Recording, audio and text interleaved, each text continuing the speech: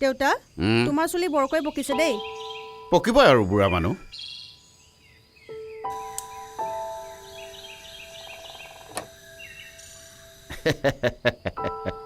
হয় দেউতা শুনাচোন মোৰ কলেজলৈ দেৰি হ'ব নহয় মই যাওঁ দিয়া তুমি গাড়ী কাটা ঠিক আছে বাই বাই যা যা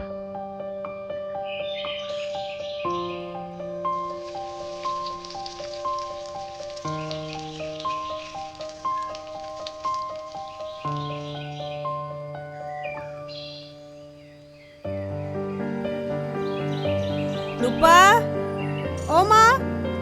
ক'ত আছ কলেজ যাব ৰেডি হৈ আছো চাওঁ এইফালে আছোন ৰবা গৈছো অ মা মাতিছিলা তই বাবুৰ টিফিনটো ৰেডি কৰি দেচোন অঁ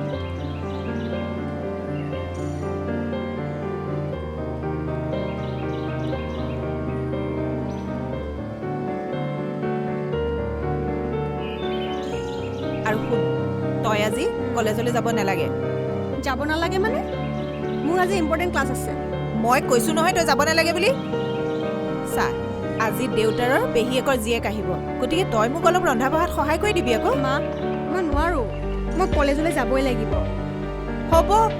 ছোৱালী মানুহে বেছিকৈ পঢ়া শুনা কৰি একো লাভ নাই আৰু মই দেখোন এই LP স্কুল পাছ কৰি হাই স্কুলখন দেখাই নাপালো মা সেইবোৰ তোমালোকৰ সময়ৰ কথা চুপ থাক তই মুঠতে আজি কলেজলৈ যাব নালাগে আৰু তই সোনকালে ভাইটি টিফিনটো লৈ আহ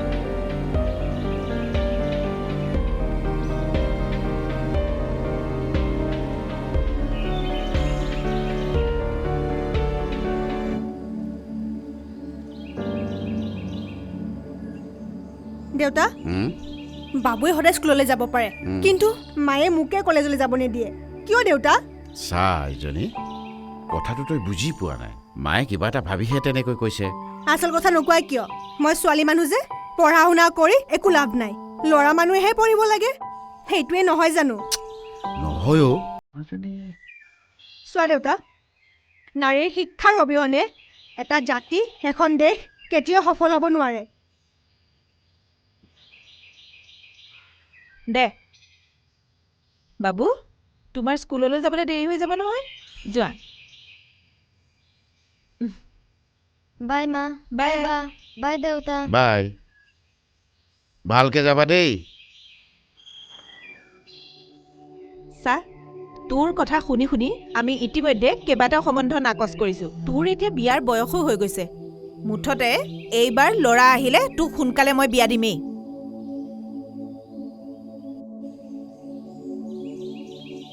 আৰু আপুনিও সোনকালে গা পা ধুৱকগে দোকানলৈ যাবলৈ আছে নহয় মই খোৱাৰ যোগাৰ কৰোঁগৈ ঠিক আছে হ'ব আজি এওঁ গৰম হৈ আছে দেখোন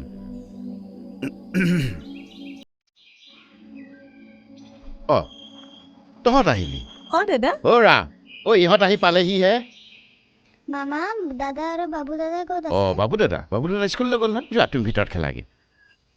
দাদা ভালে আছ আছো দে হেৰি কৰ ভিতৰলৈ ঠিক আছে ঠিক আছে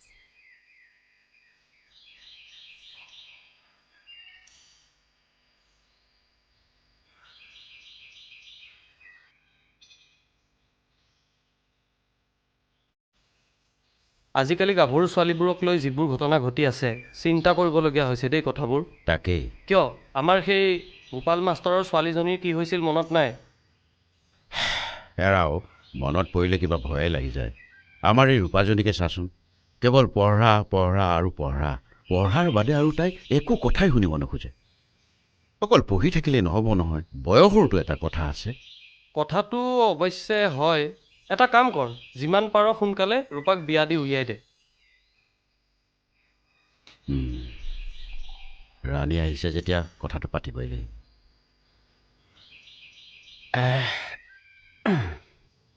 দাদা হা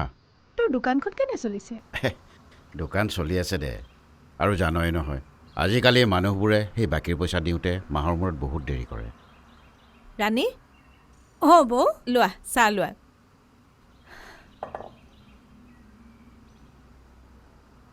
আচ্ছা বৌ আমাৰ ৰূপাজনী দেখোন বৰ ডাঙৰ হ'ল তাইৰ কাৰণে কিবা এটা চিন্তা কৰিবৰ হ'ল তাকেহে চোৱাচোন ছোৱালীজনীয়ে মোৰ কথা নুশুনেই অকল খালি পঢ়াৰ কথাকেই কৈ থাকে ৰাণী তই এটা কাম কৰিবিচোন কচোন দাদা ভাল ল'ৰা এটা চাবিচোন আমি মানে যিমান সোনকালে পাৰোঁ তাইক বিয়া দি উলিয়াই দিব বিচাৰোঁ আমাৰ এওঁৰ ভতিজা ল'ৰা এটা আছে শিক্ষক মই তাৰ কথা পাতিব পাৰোঁ ভালেই হ'ব বৰ ভাল হ'ব। কথা পাতি চাবাচোন তুমি আচ্ছা ঠিক আছে মোৰ গাটো আজিকালি ভালেই নথকা হৈছে আৰু বস্তু বাহানিৰ দামবোৰো বাঢ়ি গৈ আছে তই চিন্তা কৰিব নালাগে আমাৰ মিতিৰ কুটুমবোৰ আছে নহয় আমি সকলোৱে মিলি বিয়াত সহায় কৰিম ভালেই হ'ব কথা পাতি চাবাচোন তুমি আচ্ছা ঠিক আছে ভগৱানৰ কৃপাত বিয়াখন এইবাৰ হৈ গ'লেই হ'ল আৰু কৃষ্ণ প্ৰভু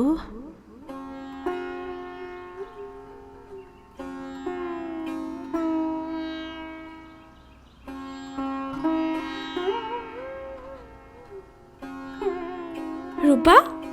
অঁ দে বহ আজি কলেজ কিয় নগ'লি এডুকেশ্যনৰ ছাৰে আকৌ তোৰ কথা সুধিয়ে আছিলে মোৰ চাগে কেইদিনমান পাছত কলেজ যোৱা বন্ধই হ'ব চা তই পঢ়াত ইমান ভাল তই আৰু এইবোৰ কথা ক'লে ভাল শুনি নেকি মাহঁতে বুজি নাপায় যে মাহঁতৰ কেৱল মোক বিয়া দিব লাগে ছোৱালী মানুহে পঢ়িবলৈ একো লাভে নাই এইটো আকৌ কেনেকুৱা ধৰণৰ কথা আজিৰ যুগত প্ৰত্যেক নাৰীয়ে পঢ়া শুনা কৰি পুৰুষৰ সমানে সুনাগৰিক হোৱাৰ লগতে দেশৰ অৰ্থনীতিটো সুস্থ হ'বৰ বাবে যোগদান কৰিছে সমাজৰ প্ৰতিটো স্তৰতে নাৰীৰ ভূমিকা উল্লেখযোগ্য কিয় আমাৰ ৰাষ্ট্ৰপতিয়ে দেখোন এগৰাকী নাৰী মই সকলোবোৰ কথাই জানো প্ৰিয়ংকা কিন্তু মোৰ মাক বুজাব কোনে হ'ব তই চিন্তা নকৰিবিচোন মই খুৰা খুৰীৰ লগত কথা পাতিম নহয় নাও ৰিলেক্স হ'ব দে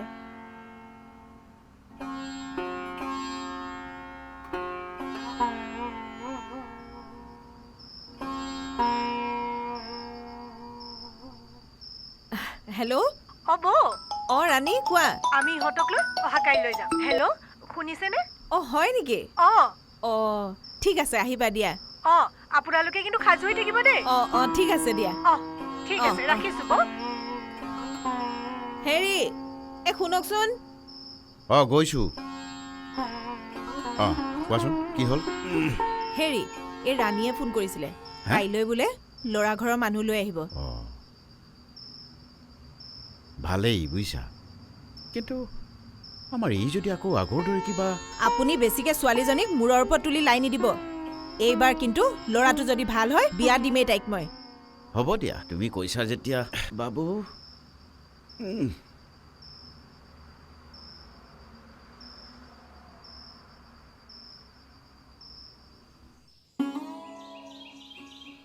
হেৰি আপুনি চাহ খাই পেপাৰেই পঢ়ি থাকিবনে এই বজাৰলৈ যাব আলহী দেখোন আহি পাবহিয়ে অঁ হয়তো তাকেই মই পাহৰিয়ে গৈছিলোঁ ৰ'বা যাওঁ ৰ'বা মা মই আহিছোঁ আজি দেখোন দেওবাৰ তই আকৌ কলৈ যাৱ আজি ইংলিছৰ ছাৰে ইম্পৰ্টেণ্ট ক্লাছ দিছে আৰু আমাৰ কেইজনীমানক ঘৰতে মাতিছে আজি কলৈকো যাব নোৱাৰ কিয় মা চা এজনী আজি দৰা আৰু দৰা ঘৰৰ মানুহ আহিব তোক চাবলৈ কিন্তু দেউতা মইতো জানো আইজনী তই পঢ়া শেষ কৰি বিয়াত বহিব খুজিছ কিন্তু মোৰোতো উপায় নাই দেখিছই নহয় বয়সো হৈ আহিছে লাহে লাহে দেহাও নটনা হ'ব সেই বুলি মই ইমান সোনকালে বিয়া চুপ থাক একদম মুখেৰে এটা কথাও নকবি 12 বজাত তেখেতসকল আহি পাবহিয়ে ভাল কাপোৰ এযোৰ পিন্ধি ৰেডি হগে যা আৰু আপুনি সোনকালে বজাৰৰ পৰা আহি মোক অলপ কামত সহায় কৰি দিয়ক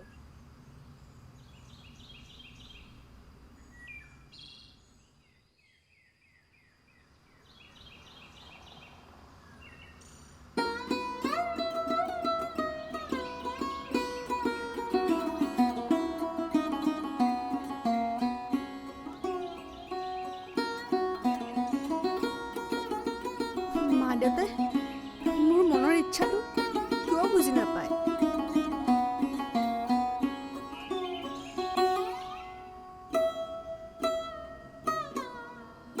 তোৰ হোৱাই নাই হ'বলা কিনো কৰি আছ ইমান দেৰিৰ পৰা আলহী আহি পাবহিয়ে হ'ল এতিয়া আৰু শুন আলহীয়ে যি সোধে ভালকৈ উত্তৰ দিবি আৰু এই চুলিখিনি ভালকৈ ধুনীয়াকৈ বান্ধি আহিবি গম পালি নহয় সেয়া আহিলেই নহয় তই ভালকৈ ওলাই মেলি ৰেডি হৈ থাকিবি দেই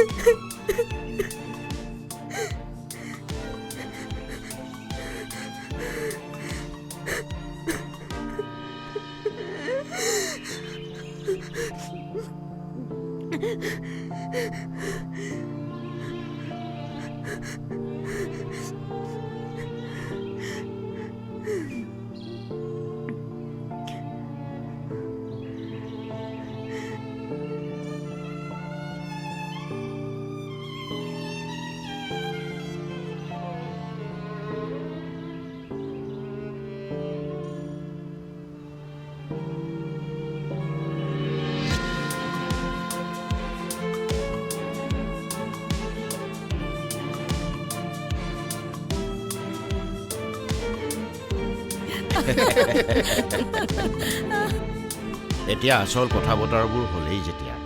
এতিয়া ল'ৰা ছোৱালীৰ ওপৰতে কথা নে কি কয় চাহ খাওক হয় খাওক খাওঁ বাৰু এই আপোনালোকৰ কথা বতৰা আৰু আচাৰ ব্যৱহাৰতেই আমি গম পালোঁ ছোৱালীজনী ভালেই হ'ব ঘৰখনৰ আচাৰ ব্যৱহাৰ আৰু সংস্কাৰে ল'ৰা ছোৱালীৰ গাত প্ৰতিফলিত হয় হয় এটা কথা আমাৰ ৰূপে গুণে একেবাৰে অতুলনীয় আপোনালোকে অকণো চিন্তাই নকৰিব ৰাণী অ' বৌ যোৱাচোন ৰূপাক লৈ আহাগে আচ্ছা ঠিক আছে বহক দেই আপুনি চাহকাপ লওক হয় হয় লওকচোন বাকী তোমাৰ কোৱাচোন চাকৰি বৰ্তমান ভালেই চলি আছে হয়। এমাহৰ ছুটী লৈ আহিলোঁ অঁ আচ্ছা আচ্ছা আচ্ছা ঠিকে আছে বাৰু অঁ আহিলে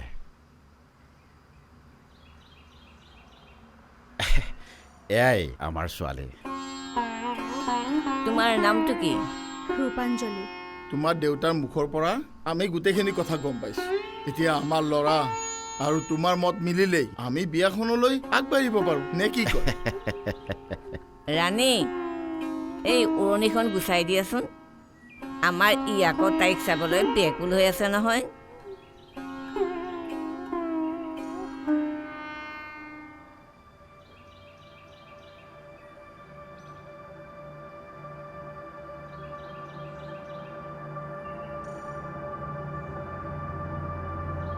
এয়া কি ধেমালি মা দেউতা ইমান অপমান সহ্য কৰিব নোৱাৰি বলক ইমান মিছা কথা ক'ব পাৰে আপোনালোকে মূৰত চুলি নাইকিয়া টপা ছোৱালী এজনী আমাক গতাব খুজিছে অ' আপোনালোক মুখত মিঠা আৰু পেটত তিতা হেৰা বলা ইয়াৰ পৰা বলা নহয় বলা বলা ছোৱালী দেখুৱাইছে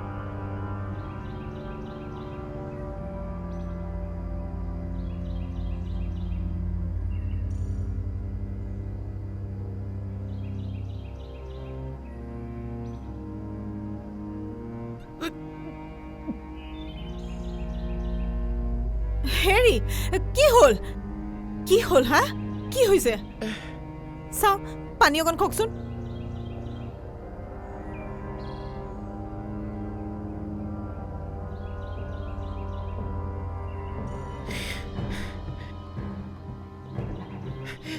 এয়া কৰাৰ আগতে তই মোক মাৰি নেপেলালি কিয় কিয় কৰিলি তই এনেকুৱা হা আমাক ইমান অপমান কৰি থৈ গ'ল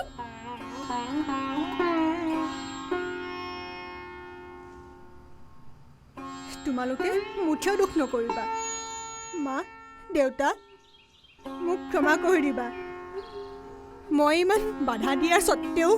তোমালোকে ইমানখিনিলৈ আগবাঢ়িব নালাগিছিল মা